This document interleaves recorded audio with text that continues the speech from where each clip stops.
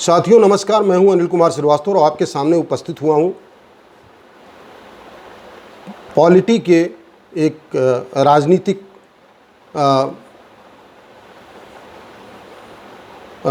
मुद्दे को लेकर के, और वो है रिजर्वेशन। आरक्षण को लेकर के उच्चतम न्यायालय ने दो महत्वपूर्ण केस दिए जिनके बारे में आज मैं आपसे बात करूंगा। पहला महत्वपूर्ण केस था इंदिरा साहनी केस, जो 1993 में डिसाइड किया गया था, और सुप्रीम कोर्ट ने इसको डिसाइड करते हुए कहा था कि 16(4) में जो व्यवस्था दी गई है वो 15(4) से बिल्कुल अलग है। 15(4) में SC ST और socially and educationally backward classes के लिए व्यवस्था है, जबकि 16(4) बैकवर्ड क्लास की बात करता है। इसका संबंध सीधे बैकवर्ड से है, और इसको अगर हमें 16(4) को लगाना है तो हमें बैकवर्ड कास्ट को ही मेजर क्राइटेरिया मानना पड़ेगा। इसके साथ कुछ और चीज़ें भी हो सकती हैं। और सुप्रीम कोर्ट ने दूसरे नंबर पर यह कहा कि हम आर्थिक कारण को पूरी तरह से खारिज करते हैं 16(4) के एप्लीकेशन के लिए, केवल इसमें जाति ही आवश्यक होगी। तीसरा, उन्होंने बताया कि निर्णय दिया कि प्रमोशन में किसी भी प्रकार का रिजर्वेशन नहीं होगा। और चौथा, उन्होंने बताया कि अगर किसी भी संवर्ग की जाति की संख्या नहीं भरी हुई है तो उसको तभी कैरी फॉरवर्ड किया जा सकता है जबकि वो 50% की सीमा आरक्षण की पार न हो।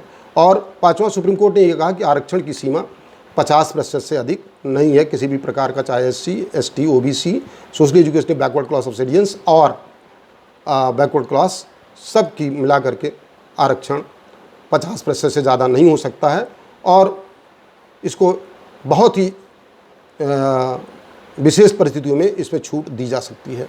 अब आते हैं अगले केस पर, जो कि बहुत महत्वपूर्ण केस था।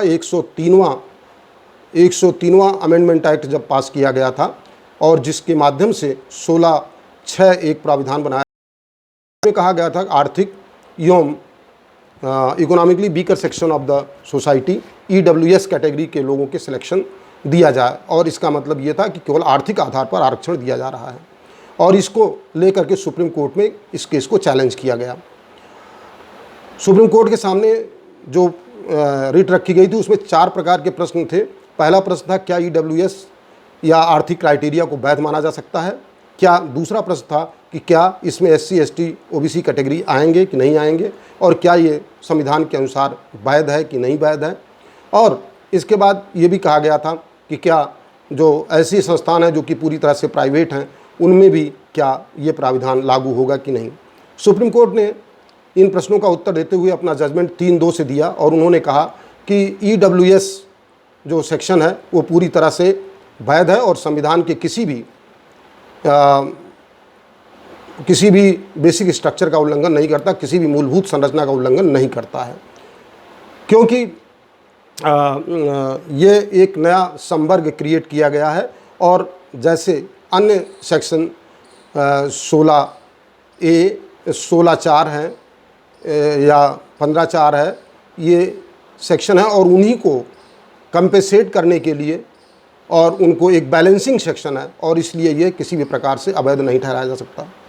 इसके अलावा सुप्रीम कोर्ट ने ये भी कहा कि जहाँ तक आरक्षण में क्या SC OBC ST को भी इसमें EWS में लिया जा सकता है, सुप्रीम कोर्ट ने कहा इसको किसी प्रकार नहीं लिया जा सकता है, क्योंकि आरक्षण 50% आरक्षण 16(4) और 15(5) में जो दिया गया है वो पहले से ही इन जातियों के आरक्षण के लिए SC ST OBC के लिए एग्जॉस्टिव है, पूरी तरह से पूर्ण ऑब्जेक्शन है।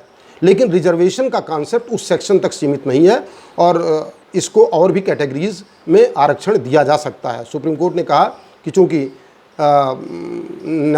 क्योंकि विधायिका ने ये कानून बना रखा है कि 103वां अमेंडमेंट पारित करके कि एक पॉजिटिव एक्शन है, और इसमें हम एक नया डिस्टिंक्ट क्लास दे सकते हैं, तो इसलिए इस क्लास को ही रिजर्वेशन दिया जाएगा, और इस क्लास को रिजर्वेशन 50% की सीमा इसके लिए पार की जा सकती है।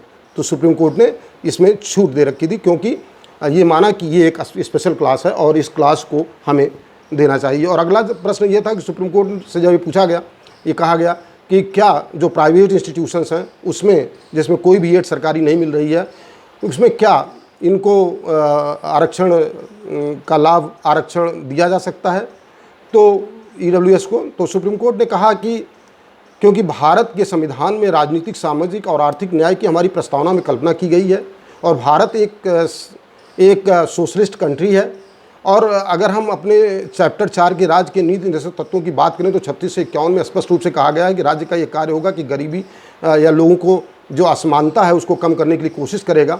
और इस प्रकार से अगर हम एक समग्र विकसित राष्ट्र बनाना चाहते हैं और हम ये चाहते हैं कि हमारे देश में विषमता खत्म हो, तो हमें ये आवश्यक हो जाता है कि हम इसको लागू करें। और बेशक हम प्राइवेट संस्थानों में भी जो है आरक्षण का लाभ ईडब्ल्यूएस कैटेगरी को दे सकते हैं।